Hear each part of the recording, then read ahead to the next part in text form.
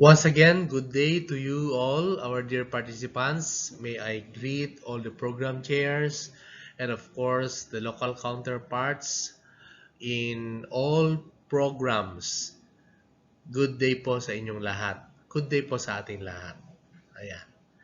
Let me begin my talk by reminding you once again of the need for an online accreditation. So there was a paradigm shift in the AACUP. That's why we are doing this, because we would like also to relay to you what we have learned from the AACUP, that the paradigm shift has been introduced to all state colleges and universities in the Philippines. And what is this shift? The shift from hard copy documents to online documents scrutiny of evaluation. But still, although it's online already and we are not anymore using those hard copies that we have prepared, the evaluation to be made will still be outcomes-based evaluation. And of course, this evaluation will require purely online evaluation of documents. But we must also be reminded that although it's online, we are not doing away from looking into, or we are not doing away from preparing documents in which the accreditors will be looking into three categories. One, we have the systems and the inputs. Second is the implementation processes and the outputs. That is why still we are using, or we will still be using, the same instrument that we have been using in the old version of accreditation. Although AACOP was telling us that a new set of instrument will be implemented or will be used starting this year, we have not yet received any instruction from the AACOP that we are having already a new set of instruments. So I would like to make mention that there is what we call the overall procedure that we are to prepare. Although I'm pointing in here that the local counterparts will be doing the most of the jobs in this process or these processes. I would like also to remind the program chairs and the MIS group. The university MIS is led by Dr. J.R. Duldulao. They are now playing other roles than the local counterparts.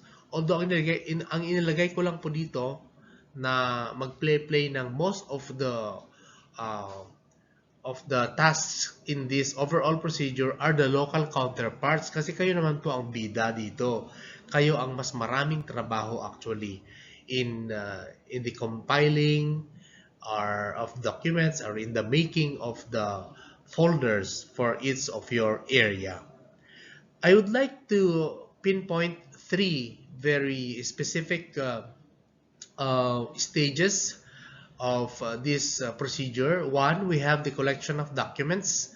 Two, categorizing and coding of the documents that are collected. And number three, customizing your own folders. So let us begin from the collection of your documents.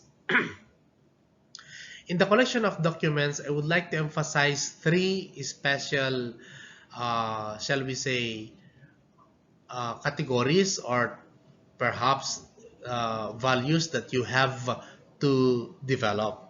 One is your resourcefulness. Being the area specialist in your respective area, you must have to be resourceful enough to collect your documents. So you might as well make use of the old documents that you have compiled as your reference and take off point. What I mean in here is those hard documents that were compiled by you in the first level or the second level, kayong mga nag-apply na ng second or third level. Kasi siyempre kapag hindi pa kayo nag-undergo ng PSV, wala pa kayong documents. But for those who have undergone the PSV evaluation already, you have your initial documents. So pwede na pong take off points yung mga documents na na-gather nyo before. All you have to do is to convert these hard documents into online or into soft copies para intended na sila for online documents. Second, you must have to develop innovativeness. What does this mean? Get everything that you need and then choose only the latest and the most updated. Sometimes kasi when we collect data or when we collect documents, we collect everything and we put everything. So, hindi po ganun dapat ang gawin natin. Gather everything, but we have to choose the most important things only. And then, develop this so-called credibility. What does this mean? Always include actual documents hanggang maaari po. Huwag po tayong mag-fabricate so that we would maintain our own credibility. Yun pong makatotohanan lamang po hanggat maaari. Okay? Because this is the essence of accreditation. The next step on the overall procedures is the categorization or what we call categorizing and coding of the documents. What does this mean? I would like again to emphasize three important values in here. One is technicality. Those documents that you have collected must have to have technical application. In other words, dapat kung po pwede quality ang mga to at dahil nga online po tayo, it's more on the visual effect of these documents that we compile. Kasi titignan na siya in the computer, in your monitor. Kaya dapat may magandang appeal, may technical value po ito. If this is a video, then it should have high, how do you call this? High definition. Okay, HD sabi nga nila. Kung ito naman po ay picture, color combination, yung dapat hindi siya blurred, dapat clear siya, dapat walang smudges, and the rest. Okay, so this is all about technicality. Next is creativity. So you have to be very conscious on the color combination, the text, and the artistic elements are supposed to be, or must be, I should say, must be noted well. Dapat titignan natin na very creative po ang impact ng ating mga documents. Okay? And the third one is the aptness or the, how do you call this? Suitability. Choose the most suited form of the evidence. Okay.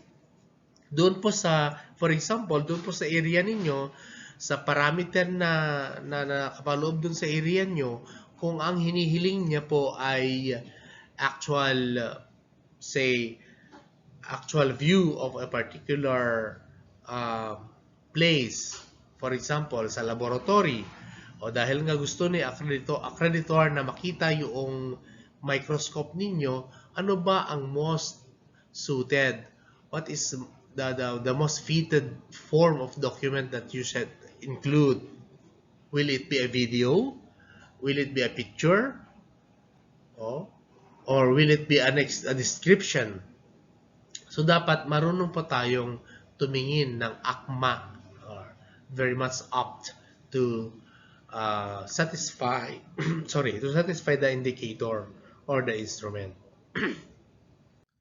All right, the third part of the procedure is in the customizing of your folder. So we have to customize our own folder. Ang point dito is, ariin po natin yung folder na sa atin. We have to develop something that is identified for us. So there must be uniformity. The logical arrangement and the consistency of the specifics of the presentation must be there. Uniform siya. Hindi siya topsy-turvy. Dapat maayos siya, logical, at the same time, kung ang arrangement mo ay from the simplest to the complex, pwede rin from complex to the simplest, do it. Alright? Then we have simplicity. The documents must not be overwhelming. Baka mamaya yung documents na pinakikita natin ay sobra-sobra to the extent na hindi na ma-appreciate ng accreditor kung ano ba talaga ang kanyang kukunin. Hindi niya na ma-identify kung anong kukunin niya. At dahil dyan, nasobrahan siya. Imbes na ma-impress siya, ay nagkaroon nga ng kasobrahan, magiging negative ang dating para sa kanya. Alright? And manageability. We always keep on telling na yung mga documents that we are showing to our accreditors must be user-friendly. Especially now that it's online, it's expected that every accreditor will be manipulating the computer. So, to that extent, the presentation of the document must be easy to use. Hindi yung baka ang dami mong leading instructions sa kanya hanggang sa nawala na siya sa ere. Nawala na yung document mo. So it should be easy to manipulate. It's user-friendly. Alright. Let me go back to the... Okay, hindi na may balik yung past slide. I would like to emphasize also the job of the program chair in this online accreditation. So the program chair's job is divided, I should say, or categorized into three. One, he is the consolidator. He or she is the consolidator of all the documents that were compiled by the local counterparts. In other words, he or she must have a hand on all of these documents. Alam niya rin dapat. Why? Kasi he should be the one collecting everything. Hindi naman siya ang collector. Collecting na i-collect niya, kasi actually may counterpart dito ang MIS. Mamaya, i-explain ko kung ano yung part ng MIS dahil nga online tayo. Alam ko ang problema nyo later is hindi naman po tayo technical savvy, hindi naman po tayo expert sa computer. We have to rely on the skills and the knowledge of the IT experts. Tama naman. But as program chair, as the PC, he must have or she must have a hand on all of these documents. Number two, he or she must be the initiator. Manggagaling sa kanya dapat yung idea na this is our brand, ito ang brand ng program natin, dapat nating tangkilikin, i-implement. Ano ba itong brand na sinasabi ko? Dapat may sarili po kayong identity na kapag ito po yung program ninyo, ay itong program na ito ay meron ganito. Meron silang sariling logo, may picture sila ng kanilang building, may tagline sila, may styling sila when it comes to the technicalities of their documents, may color combination sila, may carrying color sila, or whatsoever. Well, I would like to remind, I do not know if Cabarugis and Mandela have their own branding of their own programs already, pero sa Difon kasi initially nakapag-put up na kami ng mga branding namin when it comes to taglines, when it comes to logos, when it comes to the color combination of their documents before. So I urge also Cabarugis and Mandela to do the same. Pwede nyo ring i-adapt yung meron sa Difon campus o i-benchmark na lang. Alright? And the promoter. What does this mean? The PC as the promoter must have to master everything about the details of his or her own program. Kasi po darating po sa time na kayo po ay a credit for level 3. In the third level of survey, the program chair must be the one um, promoting his or her own program, kasi you will be advised to present the details of your program doon sa level 3, kasi sa level 3 po, ito po kailangan na po siya ng presentation, parang isang thesis na i-defense mo siya, isang study na i-present mo, and you will have to justify everything about your program in front of your accreditors. Alright? Gusto ko pong balikan yung sinasabi ko kanina. Ang role ngayon ng MIS, dahil po online po tayo, is that they will assist us in everything that we need in terms of IT, in terms of computer manipulation and everything, in terms of customization of our folders. I've already talked with the MIS director of the university, and we have agreed that they have to contribute in a specific tasks, area of how they call this, specialization, no, that they can share to us, and syempre yung kanilang pagiging expert sa IT. So ang sabi ng MIS sa akin, we will have to do our own thing bilang mga PCs, bilang mga LCs, local counterparts, and they will have also their thing. So ito po yung magiging collaboration ng mga LCs, PCs, and MIS. Para sa collection, collating, and labeling of your documents, gagawin po yan ng local counterparts. Di po ba? Yun po ang main work ng LC. The LC will have to collect, will have to collate, and will have to label properly yung kanilang mga documents. What does that mean? Pagka na-collect nyo na, pagka na-label nyo na, kailangang tawag dito, i-scan ninyo siya at gagawin siyang ready for online online uploading. Ayan, online uploading. Ibibigay ni MIS lahat. Ibibigay ng MIS lahat ng pangailangan natin in terms of the layout of your documents or of your folder, I should say. So they will make the layout of the folder. Bibigyan na nila tayo ng blank layout for our respective program. So all we have to do is to submit to them the collected, collated, and labeled documents. Kung baga inisip nyo, yung ano siya ay nakalagay na dapat doon yung halimbawa, kung area 1 ka, tapos nakalagay na doon yung parameter A, parameter A, then A.1, A.2, A.3, parameter B, B.1, B.2, etc., etc., na naka-scan siya. And then third, we have to submit, you have to submit those scanned documents to the MIS.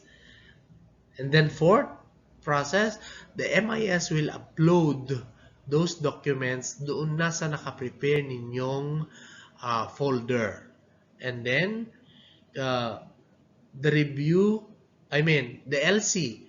The LC, pagkatapos may upload the MIS, the LC or the local counterparts will have to review the folder. Tingnan nyo? So, i-review nyo siya.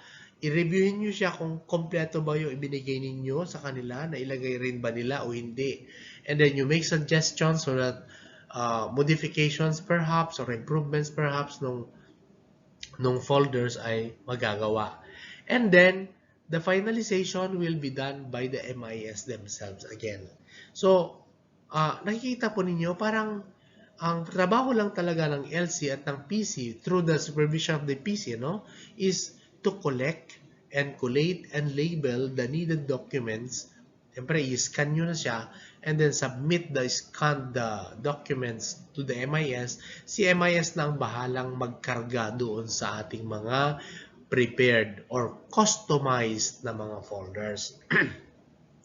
Ibinigay ko na rin po yung pakisuyo sa MIS na sila na rin ang gagawa ng customized folder po ng bawat program.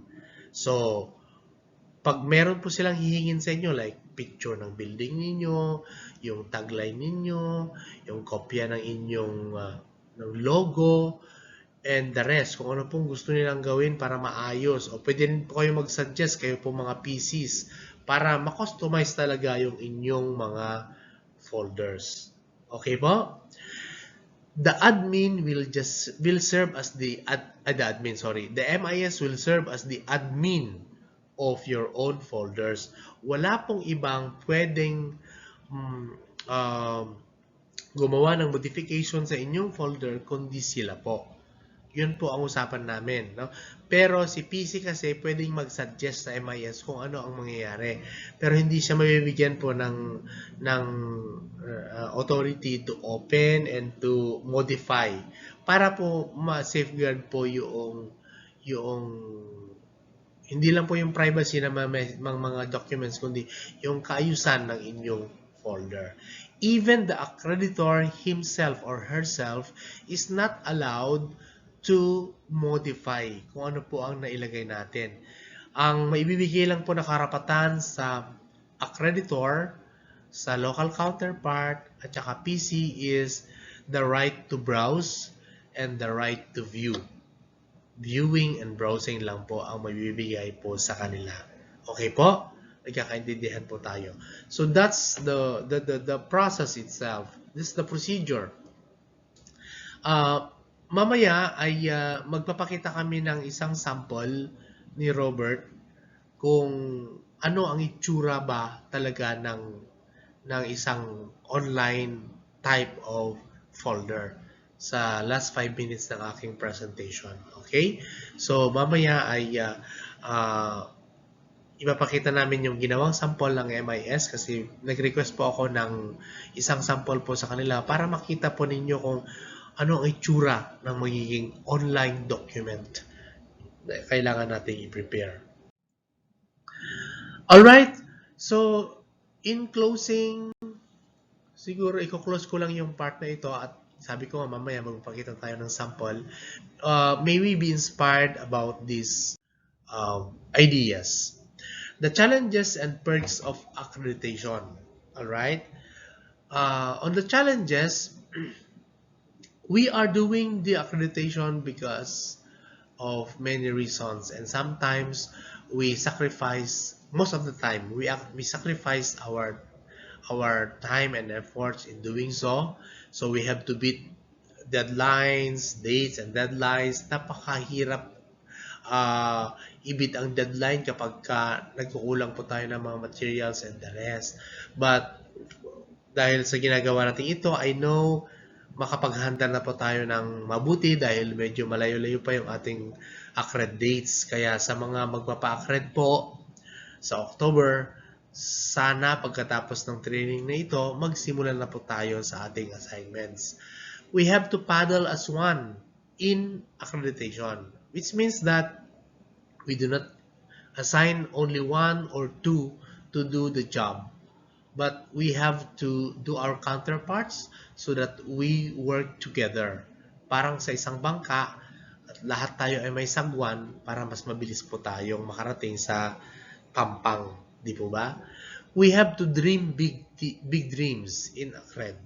Because if you do not dream big dreams, wala po tayong mapapala. Dapat malalaki po yung ating mga panaginip para sa ganun ay malaki at malayo rin yung ating mararating. And on the perks of accreditation, meaning ano ang mapapala natin sa accred, we build high hopes together. Ang ganda po na mag-build ng hopes, di po ba? At the same time, we experience to be on top of the wheel, di po ba? And then, of course, we also reach our goals. We win our battles. Of course, our ultimate dream is to improve our own ways, our own programs, so that we may be able to reach our mission and vision in the academy. With this, agyaman natin kay panagdingig kakabsat, Robert will be playing the sample um, folders or customized documents for online accreditation. Thank you very much.